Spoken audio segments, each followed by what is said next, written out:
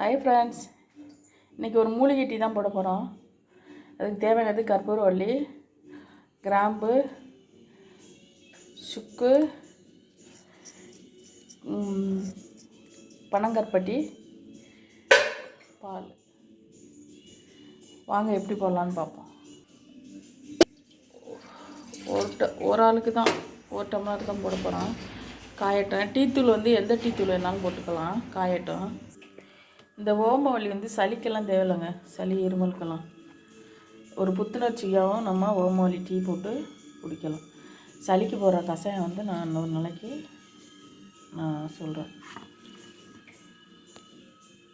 இப்போ இதில் சுக்கையும் கிராம்பையும் போட்டுக்கலாம். போட்டு முடிச்சுக்கலாம். இப்போ பால் பொங்கிடுச்சு. இதில் ஒரு டீஸ்பூன் டீத்தூள் போட்டுக்கலாம். கொதிக்கட்டும்.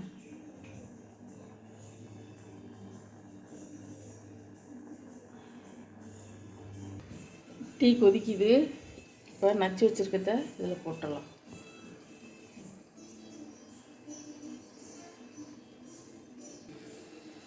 டீ கொதிக்குது. இதில் என்ன பண்ணலாம், இந்த இலையை போட்டுடலாம்.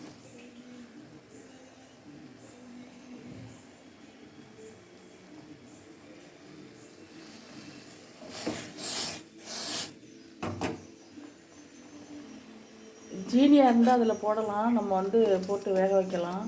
நம்ம கருப்பட்டி போடுறதுனால பாலை திரிஞ்சு போயிடும். அதனால் இறக்கி வச்சுட்டு மாற்றிட்டு போட்டுக்கலாம். இது தொண்டை கரகரப்பு, சளி, இருமல் இதுக்கெல்லாம் தேவையில்லைங்க. போட்டால் வீடே மணக்குங்க கற்பூரவள்ளி. இதில் இந்த இலையை எடுத்துடலாம்.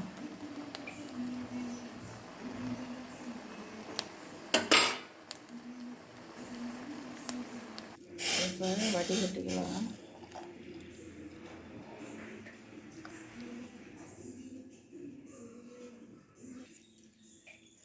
இதில் இப்போ பனங்கற்பட்டியை போட்டுக்கலாம்.